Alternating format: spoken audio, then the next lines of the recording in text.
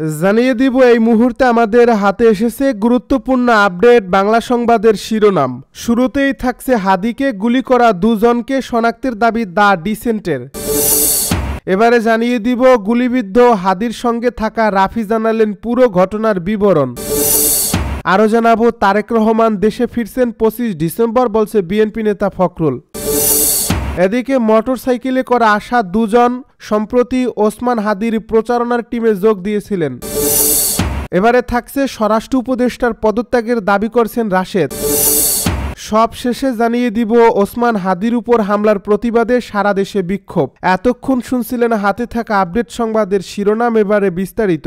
তবে তার আগে অনুরোধ রইল ভিডিওটিতে একটি লাইক এবং কমেন্ট করে জানিয়ে দিন ভিডিও সম্পর্কে আপনার মূল্যবান মতামত। আরও জানিয়ে দিন ভিডিওটি কোথা থেকে দেখছেন বা কোন জেলা থেকে দেখছেন। হাদিকে গুলি করা দুজনকে শনাক্তের দাবি দ্য ডিসেন্টের। ঢাকা ৮ আসনের স্বতন্ত্র প্রার্থী ও ইনকিলাব মঞ্চের আহ্বায়ক শরীফ ওসমান বিন হাদিকে গুলি করা দুই যুবক হাদির সঙ্গেই মাস্ক পরা অবস্থায় জনসংযোগে অংশ নিয়েছিলেন বলে দাবি করছে ফ্যাক্ট চেক প্রতিষ্ঠান দ্য ডিসেন্ট। শুক্রবার এই প্রতিষ্ঠানটি ফেসবুক আইডিতে এক পোস্টে এ দাবির কথা জানায়। এ সময় ওসমান হাদিকে গুলি করা দুই যুবককে জনসংযোগে অংশ নেওয়া ওই দুই ব্যক্তির পোশাকের মিল থাকা একটি ছবি প্রকাশ করা হয়। যদিও আইনশৃঙ্খলা রক্ষাকারী বাহিনীর পক্ষ থেকে এখন পর্যন্ত অপরাধীদের শনাক্ত বা গ্রেপ্তারের কোনো তথ্য জানানো হয়নি। পোস্টে দ্য ডিসেন্ট বলছে, পুলিশের কাছ থেকে প্রাপ্ত সিসিটিভি ভিডিও ফুটেজ এবং ওসমান হাদির জনসংযোগ টিমের কাছ থেকে প্রাপ্ত দুটি ছবি বিশ্লেষণ করে দ্য ডিসেন্ট নিশ্চিত হয়েছে যে বাইকে থেকে গুলি ছোড়া দুই ব্যক্তি আজ দুপুরে মতিঝিল ওয়াবদা মাদ্রাসা এলাকায় হাদির সঙ্গেই মাস্ক পরা অবস্থায় জনসংযোগ অংশ নিয়েছিল। গুলিকারী দুইজনের মধ্যে একজনের গায়ে কালো পাঞ্জাবি, কালো মাস্ক, গলায় চাদর এবং পরনে আকাশি রঙের প্যান্ট ছিল। অন্যজনের গায়ে কালো ব্লেজার, কালো মাস্ক, চোখে চশমা, পায়ে চামড়া রঙের জুতা ছিল। হামলাকারী দুই বাইক আরোহী পোশাকের সাথে জনসংযোগে অংশ নেওয়া ওই দুই ব্যক্তির পোশাক মিলে যায়। দ্য ডিসেন্ট আরও জানায়, গুলিকারীদের চিহ্নিত করতে আজকের জনসংযোগের আরও ছবি ও ভিডিও ফুটেজ সংগ্রহের চেষ্টা করা হচ্ছে। নতুন আপডেট পেলে জানানো হবে।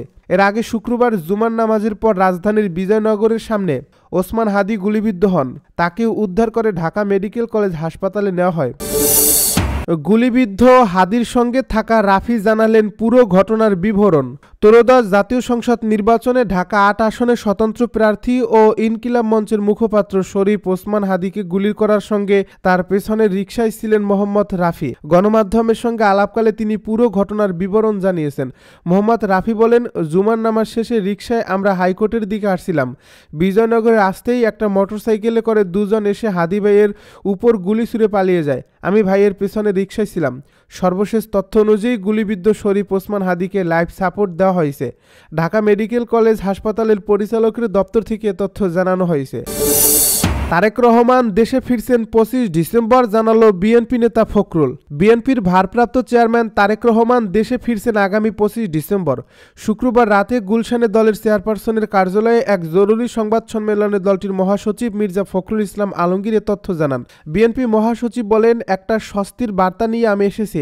আপনাদের জানাচ্ছি, আমাদের দলের ভারপ্রাপ্ত চেয়ারম্যান কোটি মানুষের প্রিয় মানুষ, দীর্ঘ প্রায় 18 বছর ধরে নির্বাসিত অবস্থায় রয়েছেন। তিনি আগামী 25 ডিসেম্বর ঢাকার মাটিতে পা রাখবেন। তিনি বলেন, বিগত প্রায় এক যুগ ধরে তিনি গণতান্ত্রিক আদর্শের নেতৃত্ব দিয়েছেন এবং আমাদের দলকে নেতৃত্ব দিয়েছেন। আমাদের গণতন্ত্র উত্তরণের নেতৃত্ব দিয়ে সাফল্যের পরিচয় দিয়েছেন। আমি আবার বলছি, আগামী 25 ডিসেম্বর আমাদের সংগ্রামী নেতা তারেক রহমান আমাদের মাঝে আসছেন। তিনি আরও বলেন, শুধু আমাদের পক্ষ থেকে নয়, সবার পক্ষ থেকে আমরা তার এই আগমনকে স্বাগত জানাই। গণতন্ত্র উত্তরণের পথে যেসব বাধা সৃষ্টি হয়েছিল, আমরা মনে করি তারেক রহমান দেশে এলেই সেসব বাধা দূর হয়ে যাবে। মোটরসাইকেলে করে আসা দুজন সম্প্রতি ওসমান হাদির প্রচারণার টিমে যোগ দিয়েছিলেন। ইনকিলাব মঞ্চের মুখপাত্র এবং ঢাকা ৮ আসনের এমপি পদপ্রার্থী শরীফ ও ওসমান হাদির উপর যারা গুলি চালিয়েছে, তারা প্রায় 2 সপ্তাহ আগে তার প্রচারণার টিমে যোগ দিয়েছিলেন বলে জানিয়েছিলেন ইনকিলাব মঞ্চের একজন সদস্য। শুক্রবার এক প্রতিবেদনে এই তথ্য জানিয়েছে বিবিসি বাংলা। ইনকিলাব মঞ্চের সদস্য মোহাম্মদ ওসামা জানান, একটি মোটরসাইকেলে করে আসা দুজনের মধ্য থেকে একজন ওসমান হাদির উপর উপর গুলি চালায়। ওই দুজন প্রায় 2 সপ্তাহ আগে ওসমান হাদির প্রচারণার টিমে যোগ দিয়েছিলেন। মাঝখানে কিছুদিন তাদের দেখা যায়নি। কয়েকদিন আগে তারা আবার এসে প্রচারণার কাজে যোগ দেয়। এদিকে পুলিশ ও র্যাব সদস্যরা ঘটনার বিষয়ে ভিডিও ও সিসিটিভি ক্যামেরা ফুটেজ সংগ্রহ করছেন। নাম প্রকাশে অনিচ্ছুক 2 কর্মকর্তা জানান তারা সব তথ্য যাচাই করে দেখছেন। এর আগে শুক্রবার দুপুরে ওসমান হাদি গুলিবিদ্ধ হন। গুলিবিদ্ধ অবস্থায় ঢাকা মেডিকেল কলেজ হাসপাতালে নেওয়া হয়। এদিকে ওসমান হাদিকে ঢাকা মেডিকেল কলেজ হাসপাতাল থেকে এভারকেয়ার হাসপাতালে নেওয়া হচ্ছে। শুক্রবার সন্ধ্যা 7টার দিকে গণমাধ্যমকে এ তথ্য জানিয়েছেন ঢাকা মেডিকেল হাসপাতালের পরিচালক ব্রিগেডিয়ার জেনারেল মোহাম্মদ আসাদুজ্জামান। আসাদুজ্জামান বলেন, হাদির মাথায় বুলেটের আঘাত আছে, বুকে ও পায়ে আঘাত আছে। ধারণা করা হচ্ছে পায়ের আঘাতটা রিকশা থেকে পড়ে গিয়ে আহত হতে পারে। আমরা ঢাকা মেডিকেলে একটা প্রাথমিক সার্জারি করেছি, এখন তাকে এভারকেয়ার হাসপাতালে পাঠাচ্ছি। তিনি আরও বলেন, পরিবারের সম্মতিতেই তাকে এভারকেয়ারে নেওয়া হচ্ছে।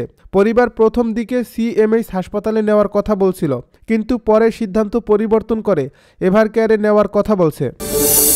স্বরাষ্ট্র উপদেষ্টার পদত্যাগের দাবি করেছেন রাশেদ খান। ইনকিলাব মঞ্চের মুখপাত্র শরীফ আহসান হাদির উপর গুলিবর্ষণকারীদের 24 ঘন্টার মধ্যে গ্রেপ্তার করতে না পারলে স্বরাষ্ট্র উপদেষ্টার পদত্যাগ দাবি করেছেন গণ অধিকার পরিষদের সাধারণ সম্পাদক রাশেদ খান।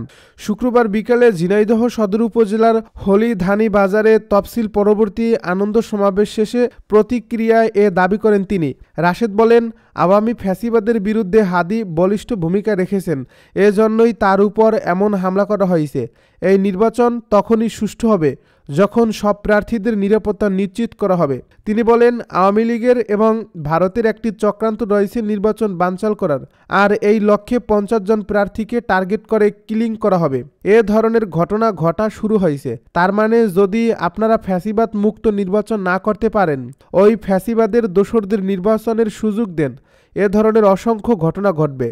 নির্বাচনকে কেন্দ্র করে এবং নির্বাচনে অংশগ্রহণ করার সুযোগ পেয়ে তারা কিন্তু মূলত নির্বাচন করবে না, বরং নির্বাচনকে বানচাল করবে।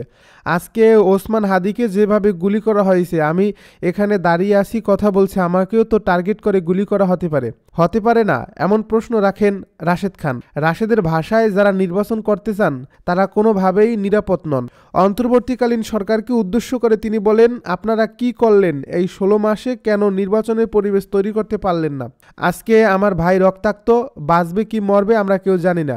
আগামীকাল তো আমিও মরে যেতে পারি, আগামীকাল তো আমিও গুলিবিদ্ধ হতে পারি। সুতরাং আমি স্বরাষ্ট্র উপদেষ্টাকে বলবো, 24 ঘন্টার মধ্যে যদি এই দুর্বৃত্তদের গ্রেপ্তার করতে না পারেন, আপনাকে পদত্যাগ করতে হবে। রাশেদ খান বলেন, এই নির্বাচন তখনই সুষ্ঠু হবে যখন প্রার্থীদের নিরাপত্তা এই সরকার নিশ্চিত করতে পারবে এবং নির্বাচন কমিশন কঠোরভাবে ভূমিকা রাখতে পারবে।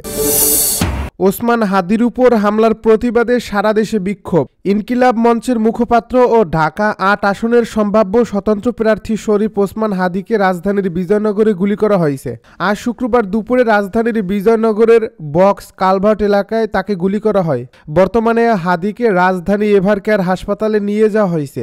এর আগে ঢাকা মেডিকেলে তার অপারেশন করা হয়। এদিকে হাদির উপর হামলার ঘটনার প্রতিবাদে সারা দেশে বিক্ষোভ করা হয়েছে।